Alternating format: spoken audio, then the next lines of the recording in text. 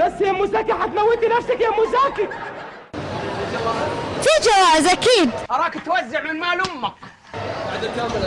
لا انا بس ابي استفسر قصتك هذه. قصتي اي شيء. وش العرفجه اللي حطتها؟ انت مسوي الستايل؟ بعد يا حبيبي. خذ فطيرك. يا لا تعصب على عبد الله. ان شاء الله ما اعصب عليه، انا طبيعي كذي. جعل امك ما تجيب غيرك. زين اوكي، قل لي انت مسوي كذي ستايل ولا الصالون؟ الصالون اي شيء يسوي، كل ما اقول له قصه يسوي لي اي شيء. واللي محمدين ومسلمين امركم للصالونات يعني؟ لا مو انت ما عندك راي؟ لا مو شرط، عندي راي، بلا عندي راي. حاط لك تب على راسك، تعالوا حبوني، روح انت. السعادة يعني اي شيء، اي قصه وكذي، مو الا يعني اسوي شغله يعني. اقول لك شيء، انا شو اللي جذبني؟ قصة شعرك. اقول لك شيء، انا شو اللي جذبني؟ قصة شعرك. اقول لك شيء، انا شو اللي جذبني؟ قصة شعرك. بيض الله وجهك. ايش فيها، حلوه ولا مو حلوه؟ قول لي. بس سهل على الله ابو ذا الوجه. صدق من بين كل الناس خليت الناس تركض وراك لان قصة شعرك فعلا عجيبة يعني.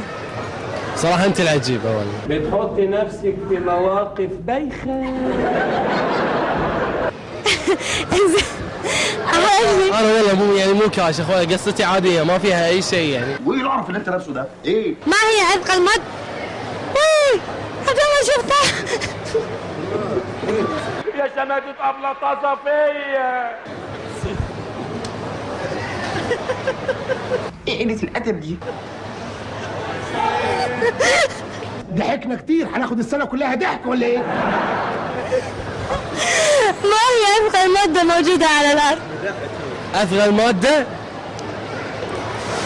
والله ما ادري صراحه.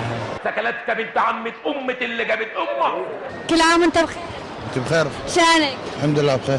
سؤالي سريع بسرعة، ما هي اثقل مادة موجودة على الارض؟ شلون؟ انت من زمان بيك هالعله؟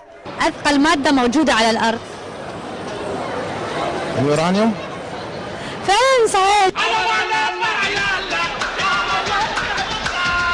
اجابتك صحيحة، اليورانيوم. مش فيني اليوم انا الصراحة ما انت قصدت فيني انا ولا استحيت. اصلي بموت في الرجاله، بعشق الرجاله. زين شلون عرفت ان ايش فيه اليورانيوم؟ هذا اثقل مادة على الارض.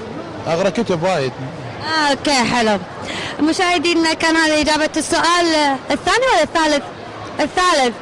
لهيت انا ما ادري ايش فيني من الريال صبيان اكثر غزل فيني وانا ريال. انت اللي بتموتي في قلة الادب. وصلنا هذه كانت اجابة السؤال الثالث. وصلنا معاكم السؤال الرابع. خلكم معي تابعوني لان انا ما ادري شنو فيني.